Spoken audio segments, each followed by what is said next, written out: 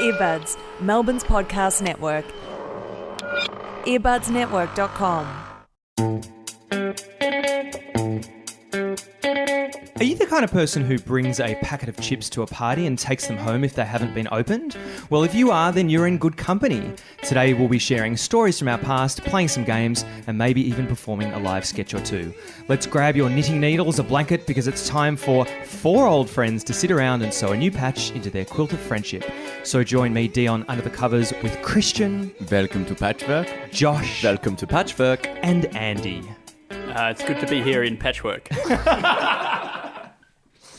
Now, before we get started, guys, I just wanted to bring up something that you took care of for us, Dion, the mugs. Now, we've had some mugs created and printed, not 3D printed, the designs being printed onto the mugs, and we got them, and Christian and I straight away looked at it and thought, something not quite right with this design. So ordinarily, when you're holding a mug in your hand, if you lift it up to your face, you can see a design facing you and a design facing outside. That's most mugs. It's for merchandising purposes. Yeah. Josh, you're implying that I wanted to make like an ordinary mug. Like ordinarily, this is how mugs are made. And the mugs we got back has the Welcome to Patchwork logo opposite the handle. Yep. So you have to hold it and like face it at someone's face like you're punching them for them to be able to see the logo. How did you manage to do that? Look, I'm going to jump in here, guys, because I got a hot take on this. All right, I got you gave me one of the mugs when I arrived, and that's fantastic because I'm now aware of the podcast, which I wouldn't have been otherwise. I think mugs are like one of the shortest range forms of advertising in the world. But Dion's spot on here, right? Because you think about it. If you've got the design facing you, well, you already know because it's your mug. Yeah. If you've got the design facing the person that you're sitting opposite, you're talking to them, you're in a conversation, all right? You're probably talking about the podcast. If you've got a, let's face it, if you've got a podcast, that's all you're talking about. Right? But here, with it facing out, across the room into open space, people passing by can catch a glimpse of the design on your mug and think, geez, I want to be a part of that conversation, and come in. I'll tell you what, Andy, if you continue like this, you will be on the show every single week. You'll be on the mug. It's like a 90-degree angle hit. I think if you're going to attack me about the poor design of the mug, why don't you attack me about the actual notion of getting our logo on a mug? Do you like that idea? Are people going to want that? Actually, we had a listener who we sent a mug out to. Her name is Jay, and she loved it. She said it made her day better. I don't know how bad her day was, but... Because she was previously carrying her coffee in her hands. Hot mug of soup. She microwaved her own hands to warm it up. It's the only way. There's got to be a better solution to this. You might have heard another voice in our podcast. It's actually Andy Matthews. Andy's a comedian and writer for Sean McAuliffe's Mad as Hell TV show. He's also the co-host of Two in the Think Tank, a podcast based in Melbourne. So we're very happy to have Andy. He's got a comedy festival show as well, which we'll talk about a little bit later on. Thank you very much for having me here in the Patch Workshop. Let's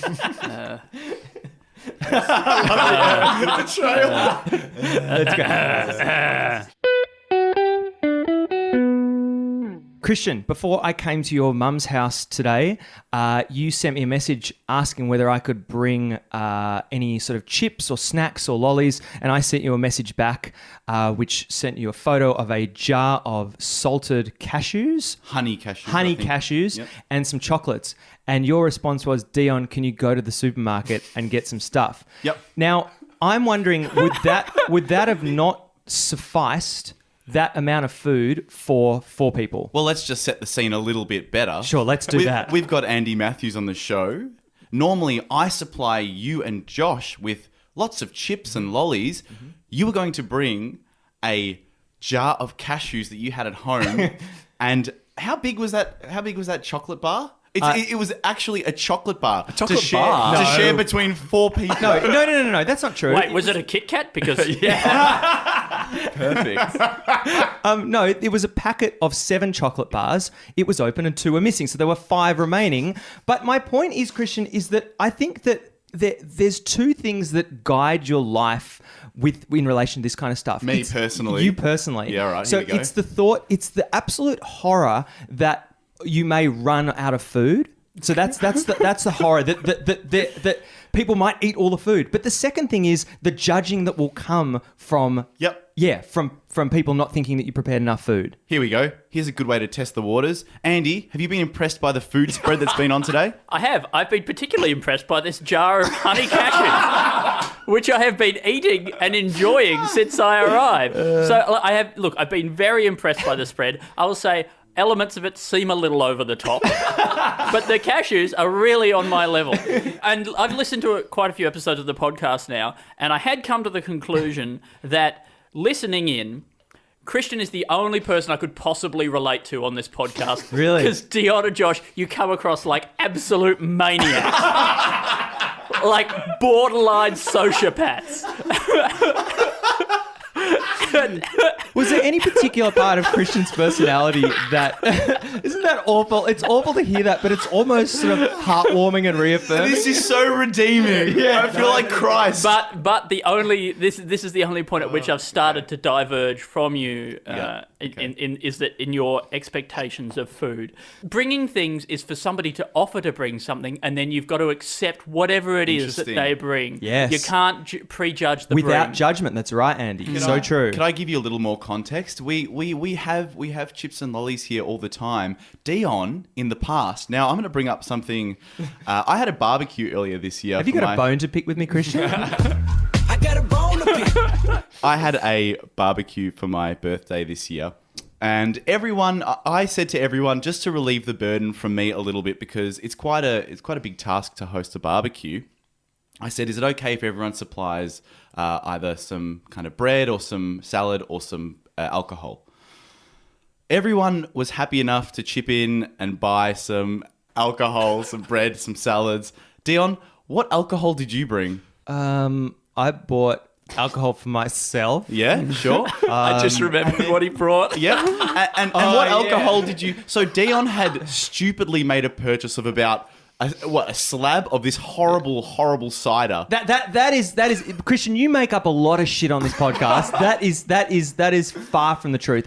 It's Krabby's ginger beer. Yep. And I bought too much of it on sale. And I said in a group thread, "Hey guys, I've got all of this. I'm going to bring it along."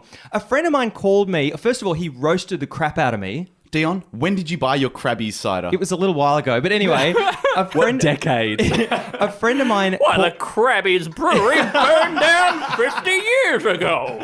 So a friend of mine called me and he said, Dion, so he first of all roasted me in this thread for a very long time. And then he called me. And he said, nothing worse than being roasted in the thread. Oh, boy. but he said, I don't have a problem with what you did, but you shouldn't have told people that you were bringing this. You should have just brought it. The issue that I had was that you were saying, yeah, I'll bring this for everyone. This is my contribution, something that you no longer wanted, and you didn't want it because it was dreadful. I also brought an ottolenghi salad that was also made in the era of the Krabby's beer as well.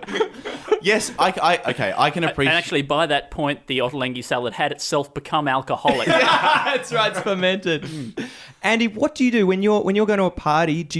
Are you good at bringing stuff? Would you make something? Are you frozen by not knowing what the hell to bring?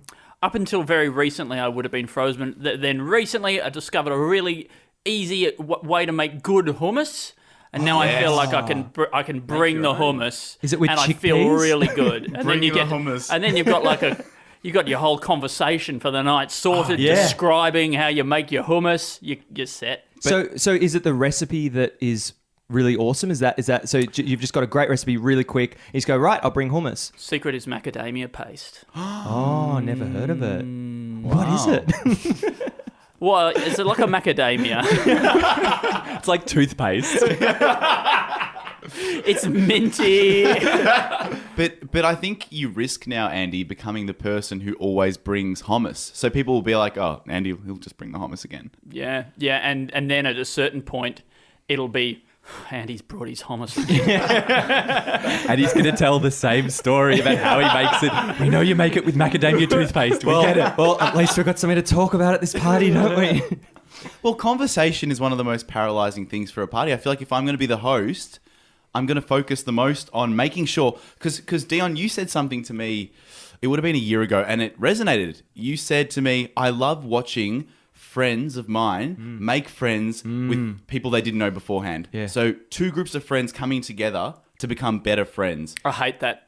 I was going to say, does anyone here dislike it? Yeah, you don't cross the streams. I never do that. My friends, best friends in like totally separate parts of my life, and I'm really uncomfortable if ever they meet. Andy, what the hell are you on about? Okay, what's the best thing that comes out of that? They get along well. I lose both friends. The worst thing that happens, they don't get along well. Now I got to deal with the fact that my friends don't like my friends. Yeah. What makes you think that you're going to lose your friends if they become You friends? know that if a friend becomes friends with another friend, that's it. Thank God. Real life doesn't have a one in, one out policy. You don't have a finite number of friends. You can always add more people. I've got 3 friend streams I have been keeping going for a long time. Is it 3 separate WhatsApp threads as well? Totally separate. I like the idea if you hosted a party, you'd have like discrete rooms and go, you're from comedy, so you'll be over in the lounge room tonight. I also like the idea of Andy having those 3 separate WhatsApp threads, but he writes exactly the same thing in each of the threads. Yeah.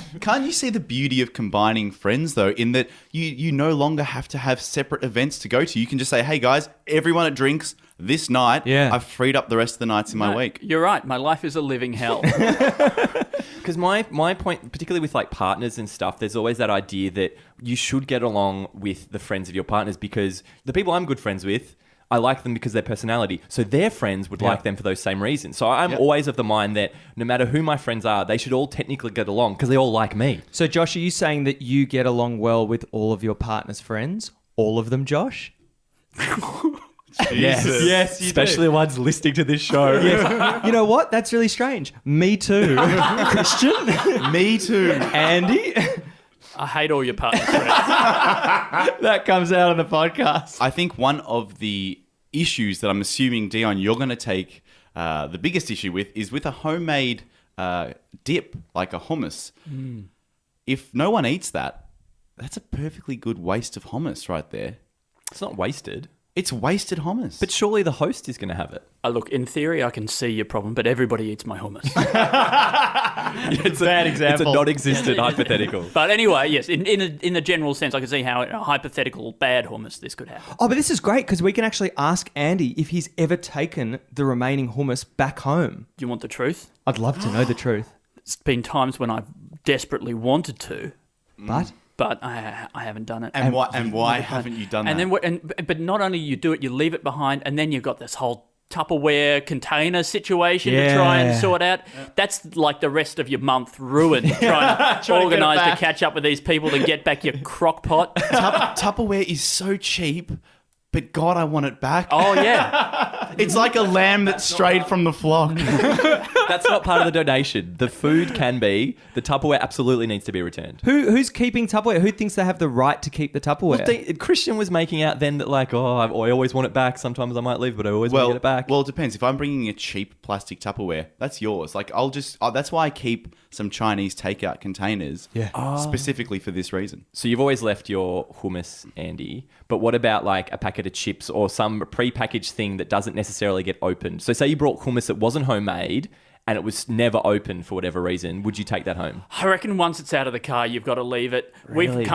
We've driven up to events with like our little packets of chips and our bottles of wine and looked at the party and been like, oh shit, this is several levels above our shitty offering of chips. Yeah. Let's leave this in the car and then we can take it home. The compromise. See, Yeah. we've been arguing about this for months now as to whether. See, Josh firmly believes, If it's unopened, you can take it. and I'm completely of the opinion that once the chips are through the door, they're no longer yours. They belong to the house. Do you want to hear my take on it? I think my take on it is if less than 50% of the packet is remaining, you have to leave it there. There's an argument to say that even if it's opened, you can take it back home. You're taking home an open packet of chips. Maybe not chips. Maybe that's not the best example. Maybe I can't come up with a good example of that. What about some Meredith goat's feta? Oh, Good one. Because that is like premium grade. That's you in know. a jar, isn't it? Yeah, So you yeah. can just twist that back on. See, that's maybe the resealability is a large factor. If you can reseal... How about this as a theory, right? A new sort of going forward, this is the standard, right? The food that you're bringing, you're not bringing it to the people in the house. You're bringing it for the party. It belongs to the party. And when the party dies, you put everything in a big pile and you burn that shit. Okay? I was with you. I was going to say, that's exactly my point. Then you got to burning it. And that's not my point.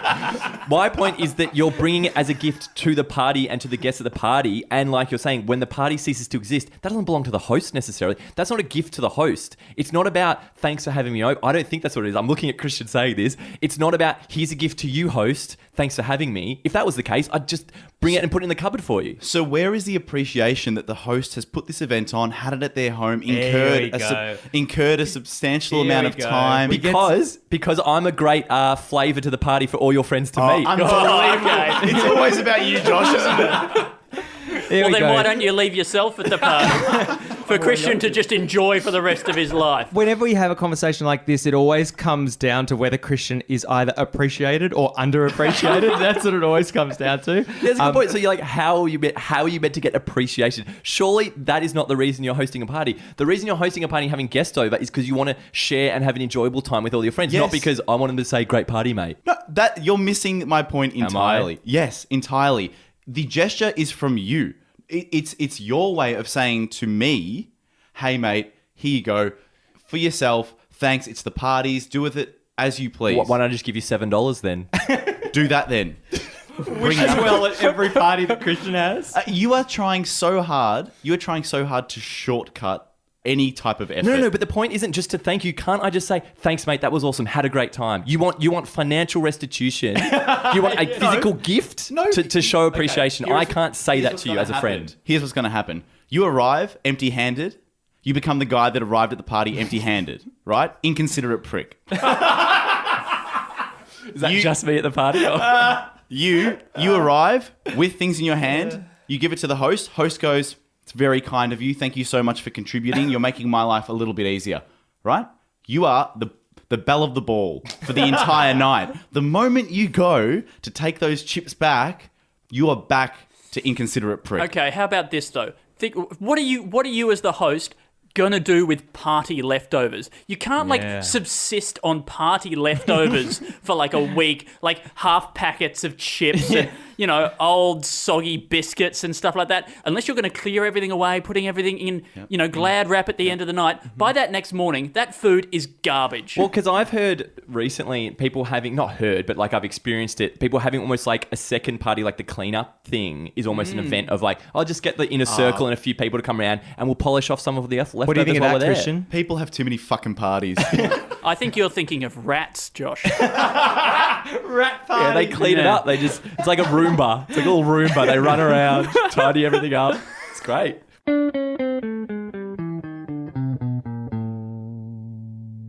Stephen, come on, quick. They're going to be here really soon. We've got to hurry up. Gareth, you always panic before these things. All right, everything's going to be fine, okay? We just got to get the food laid out and pop on some music. You'll relax. You always relax when there's music. Well, I took care of the music, so that's fine. I'll go pop on my playlist. I was doing the playlist. It's not a big deal. No. You were doing the food. Whoa.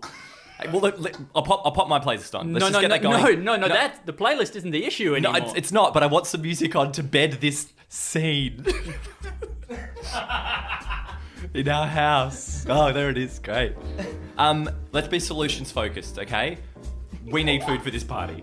Okay, was going to take a second to be problems focused about the fact Yeah, that doesn't solve anything. you didn't Steven. bring the food, Gareth.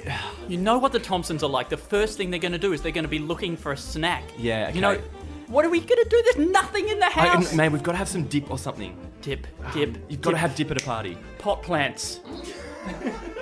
I know the blender's broken, Yes. but if we can grab the ficus, you get the ficus from the front yard. Yes, okay. I'll chew up the leaves and spit them into this ramekin.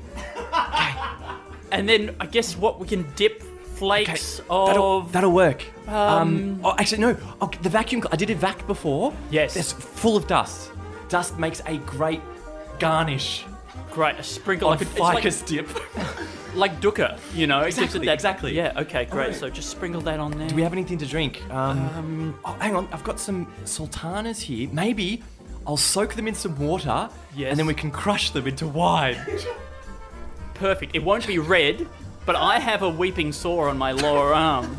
Great. I'm not saying this is the right thing to do, but we don't have any time. Okay. And oh god, I think I can hear their car. Okay, I'll scratch my scab. Okay, good. I'll just hold You out. soak the I'll soak the sultanas. sultanas. They'll be ready in a minute. Oh man, here they are. Okay, Thompsons. we're all set the best we can. Yes, dear. Okay, here we go.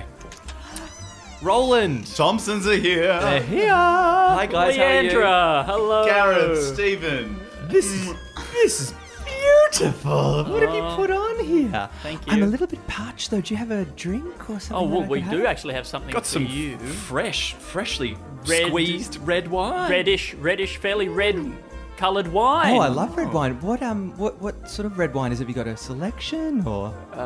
It's from a vineyard called.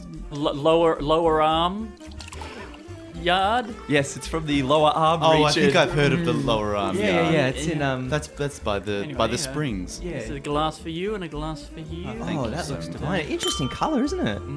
Oh, this wine must be biodynamic and organic. It's got quite a lot of chunks in it. This is straight from the vines. Oh, you know, to be honest, we crushed it ourselves with our feet. We went on a little winery retreat and. Oh yeah, I can tell. There's still a little bit of nail in here.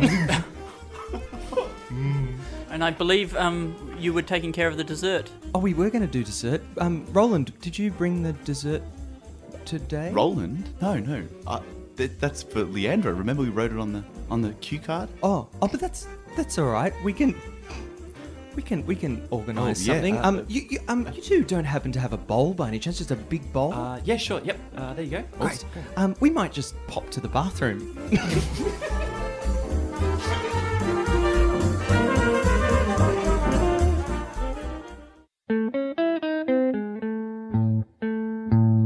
And now it's time for Oh Wow of the Week. Oh wow. Oh, wow. Oh, wow. There are over 600 varieties of mint, one of which is basil, or Ocimum basilicum. Its botanical name is derived from the Greek to be fragrant. Oh wow. Oh, wow. Oh, wow. Oh, wow.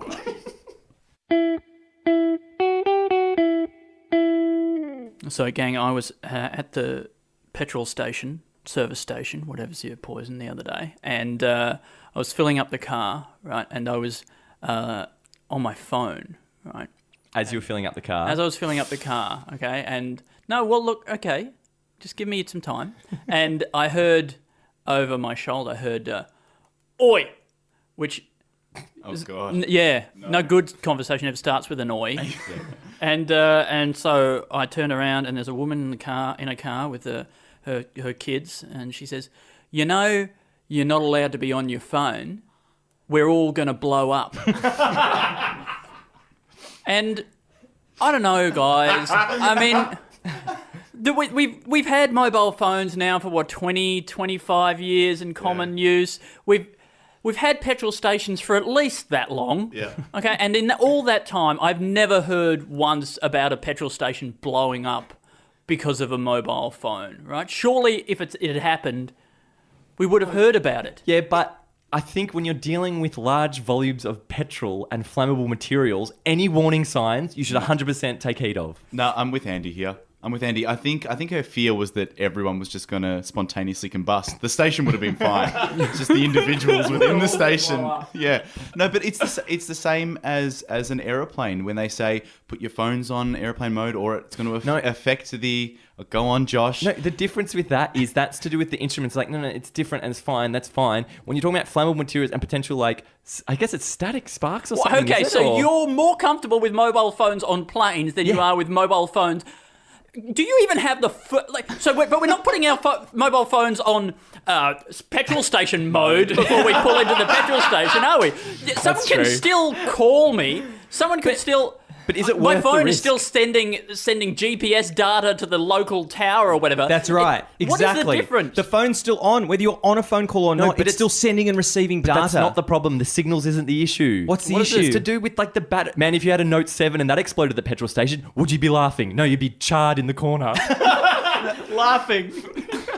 No, I think what Andy's trying to say is that we've had 25 years of people, idiots, let's just say idiots, still using their phone at Bowser's and nothing has happened. We've got idiots on aeroplanes, definitely not putting it in airplane mode, and the plane has been fine. I think we've found that after 20, 25 years of mobile phones, that it's a myth. Do you know what I think it is? I don't think it's got to do with anything to do with that kind of safety. I think it's like with planes that you are concentrating. If there's something happening outside the window, you have your attention outside the window. And if you're putting in petrol, it's probably best that you don't have the phone in your hand. So I don't think it's got to do with... Okay, hang on. So now you've brought in a whole new angle there, which is that on planes, the reason you're not allowed to be able to use your phone is because you might be distracted when you should be looking out the window at all times. For any in gremlins case on the wing. the engine explodes and someone needs to bring it to the attention of the staff. So I watch a lot of air crash investigations, and a lot of the time a passenger will see the first thing they'll see is the engine on fire, and because for some weird reason there should be cameras all over the plane. But you can say rear view mirrors. My favorite thing about seeing the engine on fire is the only way you can get someone's attention is by pressing the button. So it's just a ding. I'm sorry, but There needs to be a third button with like a flaming engine. Just hit that. Hit that button. If that was our job as passengers, they would have mentioned that at some that's point true. in the pre-flight announcement.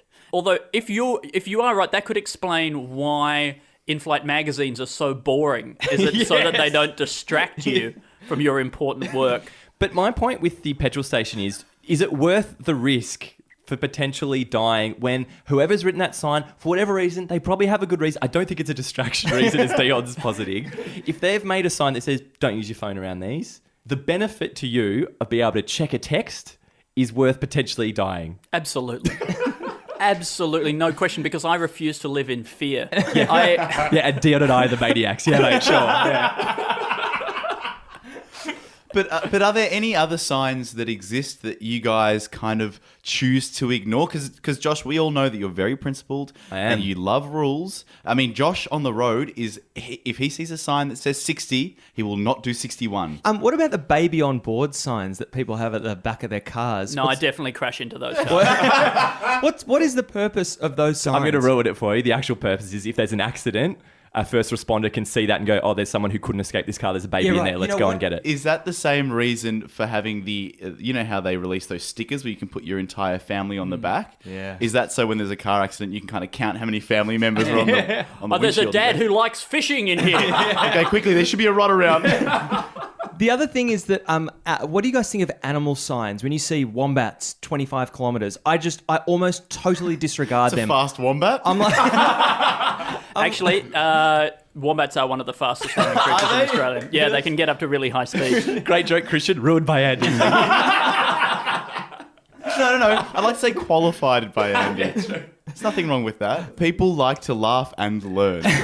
but how are those signs defined? Do people, when they're surveying those roads, do they see a few wombats and go, it looks like wombats would live around here? Do they see the wombats? It's not a guess. They're not guessing. Do they see the terrain? Or is it a Tourism Australia initiative? So that people go home and say, well, we didn't see a single wallaby or koala, but we know they were around. Yeah, they were on signs. And got the photo with the kangaroo leaping on a yellow sign.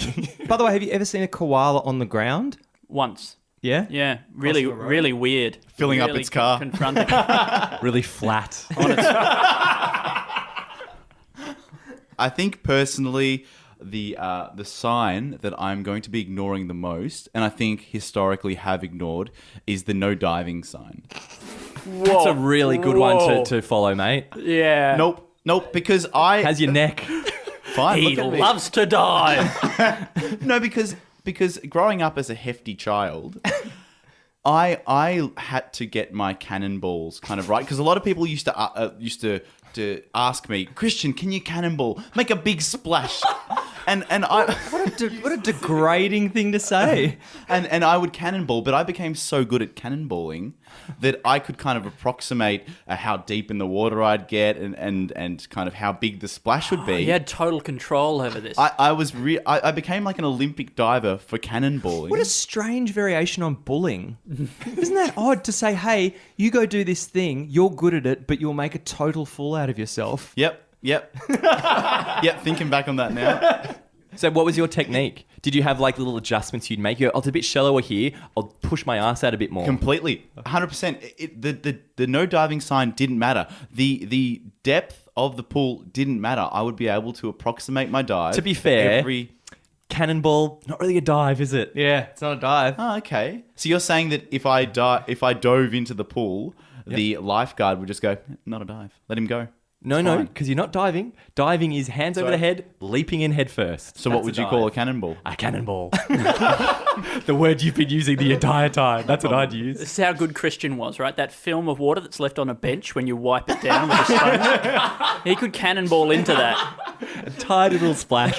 Yeah, and I'd be able to control the splash as well. I assume that's something we can post on social media as well. Christian doing a cannonball. Amazing. I have a video from when I went to Wet n Wild in 1998, where for a very brief moment, my dad was filming me, and you see me walk on water. What? Finish, Wow. Explain that. Okay. So I was going down one of those speed slides, and you again, being quite a hefty child, I really did gain some momentum.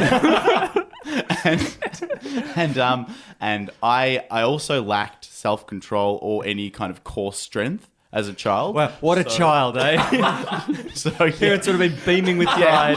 I think that's why they put me down the slide. And when I hit the bottom, there must have been some kind of volatility on the surface tension of the water. Something had happened that caused me to flip upright, and then my instinct was to run. So in this video, you will see me flip up, run like a sprint on water, get about maybe 2 meters, and then just face plant down. It's so good. It's fantastic. So to I watch. imagine you going down the speed slide in a cannonball, just like tumbling, just head over head. Whips out into the upright position. You were Jesus for just like a fraction of a second. What did you guys really, really want when you were growing up? You know how like when you're a kid, you really want something? There's like a thing that you're like, I got to have that, and if I can't... I think it was there was a Teenage Mutant Ninja Turtles, like the truck, the van they had. There was like a toy of that I think I really wanted. So good. Yeah, Donatello's van. Yeah. The best. I still want that. I genuinely... Forget as a kid. I genuinely think about that a lot. And I think that like when you see a tradie going around with their van, like a Sparky or something, they got all those tools and stuff in the back. Turtle I'm shells like, on the side. Yeah. someone was a Donatello fan. I always wanted a pocket knife, right? That was my big terrifying. thing. No, hang on. No, it's As a kind of child? it's kind of like a Donatello van in a way, isn't it? Because it puts the power in your hands. You've got everything you need right there. It's like a Donatello pocket. Yeah, no. But with a Donatello van, the power is that you get to drive the other Ninja Turtles around. With a pocket knife, No, okay. You've clearly never seen Teenage Mutant Ninja Turtles, or if you did, you misunderstood it as a show about transport. It's equipped with all sorts of different like sensors and weapons and that kind of thing. It's not that it gets from A to B, because then that would just be a van or a bus. Show about a van. It's the Donatello van. Zippy little van. what I'm saying is, its purpose was, it was practical, but it Pretty sure it had like a grenade launcher. Very practical. I don't care obviously I don't care what its essence is. We've obviously established that I didn't watch the show. I've taken this van at face value. What do you think that an FA-18 Hornet is supposed to do, for example? Is that just a way to sort of fly to a place, have a look around, Quick fly way back again? for the rich, the 1%. So Andy, what did you bring in? We get guests to bring in for show and tell. Did you bring in a pocket knife? I brought in a pocket knife, right? Oh, but wow. this isn't just any pocket knife, okay? This is a pocket knife because I didn't have a pocket knife. I really, really wanted a pocket knife. And our next door neighbour, he was a lunatic, right? And he had this 10-acre property that he just filled with junk. So like as kids, we just crawled all over it. Like it was like a tip basically, but we just went and explored all through it. Little rat kids. Yeah, like little crawling through little his rat dump. kids crawling through the dump. I did that until I was about 23. And one day we were crawling over these big old boilers that he had there, and I looked down the gap between the boilers. I was there with my friend James, looked down, saw a pocket knife just lying. Oh, great. Went down, got this pocket knife, and My friend James and I, we organised a roster where we would share it. We'd have 2 weeks on, 2 weeks off with the pocket knife. That's great. And You've kept that in immaculate condition. thank you so much. Yeah, it is a beautiful little number, and I still have it, still sharp. He's opening it. And I've got to give it back to James in a week and a half. Now it's 2 years on, 2 years off. Just on the topic of those Swiss Army knives, what do you think is the most used tool in it and the least used tool? Corkscrew. No, there's not that many people opening corks, mate. Excuse me, Josh, this is another issue you've got. You don't say no immediately just because it's what you think. But when you're really wrong, I have to say it. Okay, so you've never used The main knife or the Phillips head screwdriver, 100%. 100% not the Phillips head screwdriver. It's going to be the corkscrew. No, you have it as an uncommon tool. Can we ask the subject matter expert here? Yeah, what is your most used function? Andy? Embarrassingly, mine's on a different pocket knife I have. I now have several. My life is going well. And I have a little thing that screws inside the corkscrew, but it's actually a tiny little screwdriver, and I use it to tighten the hinge on my glasses. Screwdriver. Yep, so no. It's a cross between the corkscrew and the screwdriver. Everybody wins.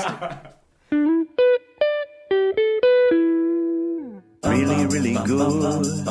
You know what's really, really good?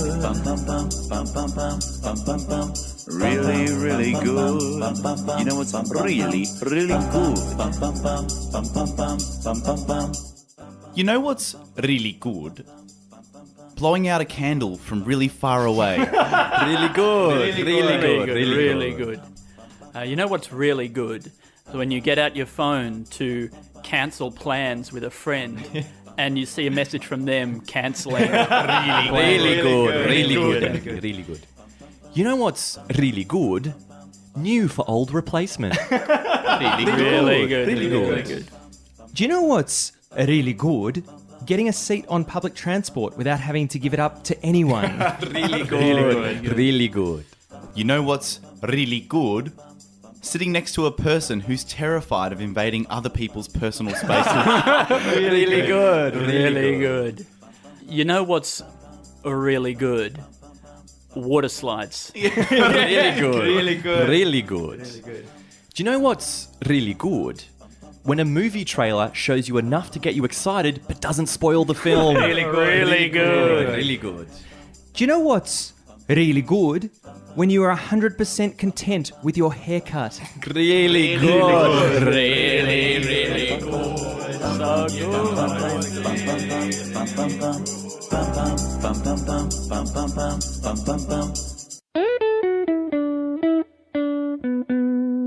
Thank you for listening to Welcome to Patchwork this week. We'd like to thank Andy Matthews. Andy, you've been a great sport today. Can you tell us a little bit about the comedy festival show you've got going in Melbourne this year? Absolutely. I've got a show opening on the 28th of March with my friend Alastair Tremblay-Birchall, also on the Two in the Think Tank podcast with me. And the show is called Andy Matthews and Alastair Tremblay-Birchall's Sci-Fi Sketch Experience. And it's really pretty insane sketches, all in a science fiction vein. And they're ideas that we've come up with on our Sketch Generation podcast. And Andy, if people want to listen to your podcast, what should they search for? Two in the Think Tank. Thank you, Andy. And Josh, you've also got a Melbourne International Comedy Festival show this year. Yes, in the comedy duo known as Game Boys with my brother once again. The show this year is called Wide World of Esports. Last year we were nominated for the Golden Gibbo at the Comedy Fest, which is for a local independent act that bucks a trend and strives to achieve something different and has a real strong artistic vision. So we got nominated for that last year. So we've got a brand new show this year to show everyone. So if you grew up in the 90s, if you're a bit of a gamer, if you love your sport, our shows are also really accessible. So if you enjoy the podcast, you'll definitely enjoy the show as well. It's probably one of the most unique shows I think you'll see at the festival. It's not just straight stand-up. It's something a bit different, a bit exciting. And if you did want 2-for-1 tickets, we're using the promo code Patchwork. So just pump that into the promo code section and get yourself 2-for-1 tickets. And the offer still stands. Dion and I will be there several nights probably, but let us know. Well, maybe we'll pick a date, Dion. You and I will pick a date, and then all Patchwork fans can come support Josh, meet Dion and myself, then meet Josh, and then we'll meet Josh. It'll be great. We'd like to thank so far our Patreon subscribers. Amanda Lee, as an example, really generous. She gave us a $10 recurring subscription, which is really lovely. This is the thing that I debate on our podcast. Should you actually say the amount that the various listeners are giving? Because then are you going to go and now announce that people are only giving $1? And say, this cheapskate. So thanks so much, Amanda. What we really need are ratings on iTunes. That really keeps us going and keeps our subscriptions up. So if you could just get into iTunes or get into the Apple Podcast app, scroll down to the bottom, click 5 stars, click 4 stars.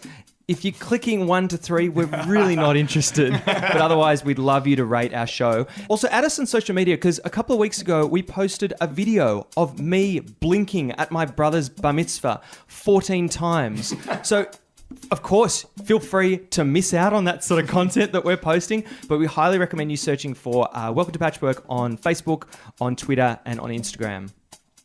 Josh, what did you sew into your patch this week? My patch this week was Andy talking on his phone as he cannonballs into a pool full of homemade hummus. And Christian, what did you sew into your patch this week? This week, I sewed into my patch an entire family being so impressed by the controlled precision of my cannonballs that they burst into flames. Andy, what did you sew into your patch this week? This week I sewed in Christian flying down a water slide, flipping up into an upright walking position to enter a conversation with somebody with a fascinating looking mug. And Dion, what did you sew into your patchwork this week? So this week I sewed Andy on a plane, nervously looking out of the window, nibbling on a packet of honey cashews. Thank you for listening to Welcome to Patchwork this week. I've been Dion. I've been Josh. And I've been Christian. And I've been Andy. Goodbye. Goodbye. Goodbye. Goodbye.